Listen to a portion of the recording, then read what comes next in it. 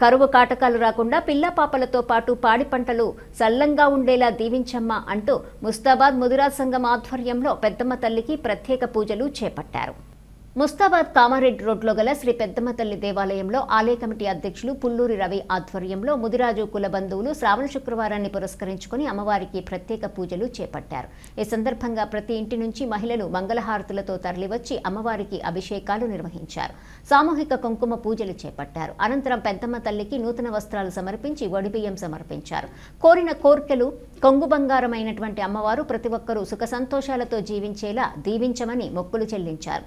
అనంతరం అన్నదాన వితరణ చేశారు. ఈ సందర్భంగా ప్రముఖ వైద్యులు చింతోజు రాజారాం ముఖ్య అతిథులుగా హాజరై అమ్మవారికి ప్రత్యేక పూజలు నిర్వహించారు. ప్రతి ఒక్కరూ దైవ మార్గంలో నడవాలని సూచించారు. ఈ కార్యక్రమంలో ఆలయ కమిటీ ఉపాధ్యక్షులు కట్టా నరసింహులు, ప్రధాన కార్యదర్శి అబ్రమేని దేవేందర్, కోశాధికారి రంజాన్ వెంకట్, సభ్యులు ఆకుల శ్రీశైలం, నరేష్, అబ్రమేని లక్ష్మణ్, పర్సా సత్యనారాయణ, దేవేందర్ తదితరులు పాల్గొన్నారు.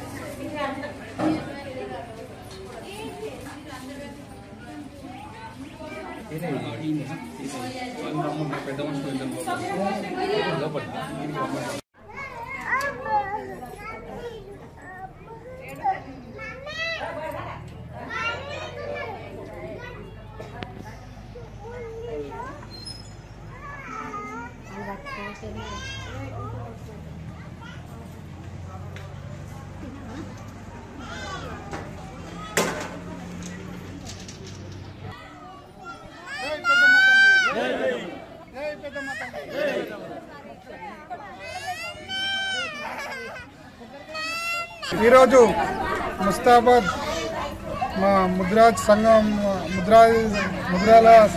ముద్రాజ్ ఆధారంలో ఈరోజు మా పెద్దమ్మ తల్లికి కుంకుమ పూజ మరియు మంగళారతులు, అలాగే ఈరోజు ముస్తాబాద్ గ్రామంలో పాడి పంటలు మరియు వర్షాలు సకలంగా కురవాలని ఈరోజు పెద్దమ్మ తల్లికి పూజలు చేయడం జరిగింది. శ్రావణ మాసంలో మా పెద్దమ్మ సంఘం తరఫున మా పెద్దమ్మ సద్దిల మంగళారతులు, కొబ్బరికాయలు, అన్న భోజనం పెట్టుకొని ఘనంగా కార్యక్రమం జరిగింది. ఈరోజు ఏమేం చేసారు? ఈరోజు మంగళారతులు, కొబ్బరికాయలు, శ్రావణ శుక్రవారం సందర్భంగా అమ్మవారికి అభిషేకం, పూజలు,